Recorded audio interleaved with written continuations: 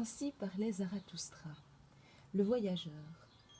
Il était minuit quand Zarathustra se mit en route par-dessus la crête de l'île pour arriver le matin tôt à l'autre rive, car c'est là qu'il voulait s'embarquer.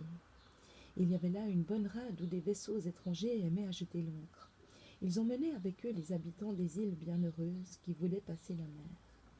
Or, Zarathustra, tout en gravissant la montagne, songea en route aux nombreux voyages solitaires qu'il avait accomplis depuis sa jeunesse.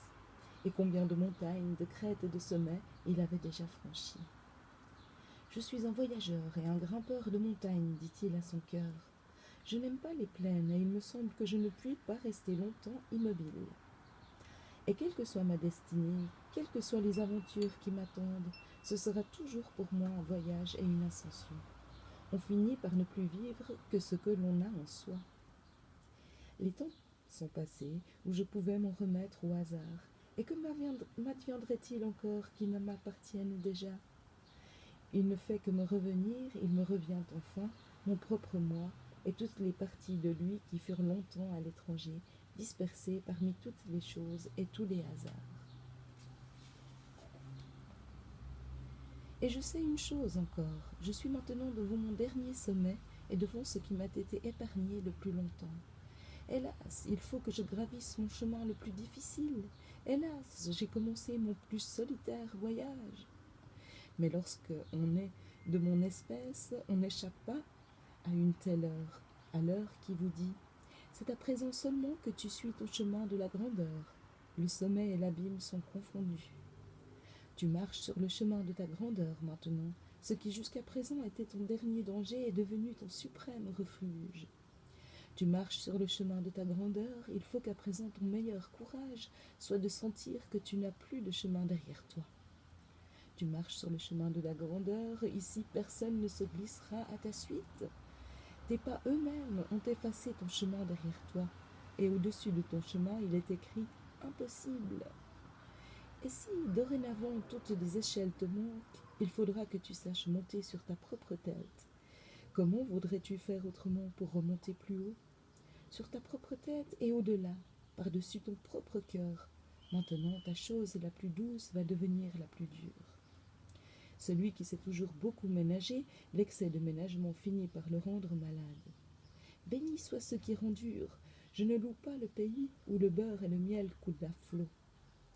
Pour voir beaucoup de choses, il faut apprendre à détourner les yeux de soi. Cette dureté est nécessaire pour tous ceux qui gravissent les montagnes. Mais celui qui cherche la connaissance avec des yeux indiscrets, comment saurait-il voir autre chose que les raisons superficielles? Mais toi, ô Zarathustra, tu voulais apercevoir toutes les raisons et le fond des choses. Il te faut donc te surmonter toi-même.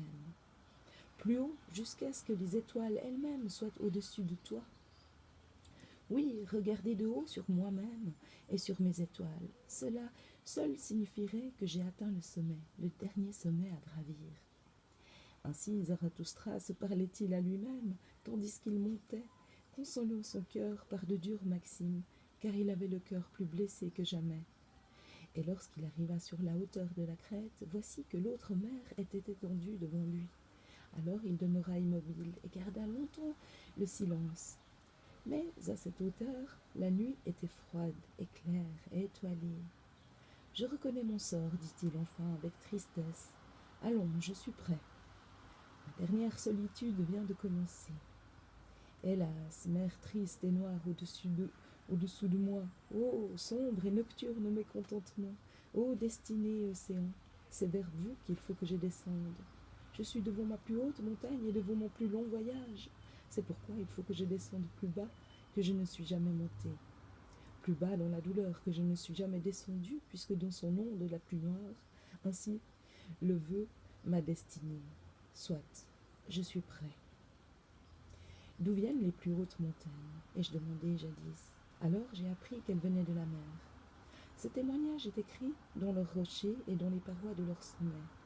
C'est du plus bas que le plus haut doit atteindre son sommet. Ainsi parlait Zarathustra au sommet de la montagne où il faisait froid, mais lorsqu'il arriva près de la mer et qu'il finit par être seul parmi les récifs, il se sentit fatigué de sa route et plus que jamais rempli de désirs. Tout dort encore, dit-il, la mer elle-même est endormie. Son œil regarde vers moi, étroit et somnolent. Mais son haleine est chaude, je la sens, et je sens aussi qu'elle rêve. Elle s'agite en rêvant sur de durs coussins. Écoute, écoute, comme les mauvais souvenirs la font gémir. Où sont-ce de mauvais présages? Hélas, je suis triste avec toi, monstre obscur, et je m'en veux à moi-même à cause de toi. Hélas, que ma main n'a-t-elle assez de force? En vérité, je voudrais te délivrer des mauvais rêves. Tandis que Zarathustra parlait ainsi, il se mit à rire sur lui-même avec mélancolie et amertume. Comment, Zarathustra, dit-il, tu veux encore chanter des consolations à la mer? Hélas, un aimable fou, Zarathustra, es-tu ivre de confiance? Mais tu fus toujours ainsi, tu t'es toujours approché familièrement de toutes les choses terribles. Tu as voulu caresser tous les monstres, le souffle d'une haleine chaude, un peu de souple fourrure aux pattes. Et aussi tu étais prêt à aimer et à attirer. L'amour est le danger du plus solitaire, l'amour de toute chose pourvu qu'elle soit vivante. Elle prête vraiment à dire ma folie et ma modestie dans l'amour. Ainsi parlait Zarathustra, et il rit une seconde fois. Mais alors il pensa à ses amis abandonnés, et comme si dans ses pensées il avait penché contre eux, il fut fâché contre lui-même à cause de sa pensée. Et aussitôt il advint que tout en riant il se mit à pleurer. Zarathustra pleura amèrement de colère et de regret.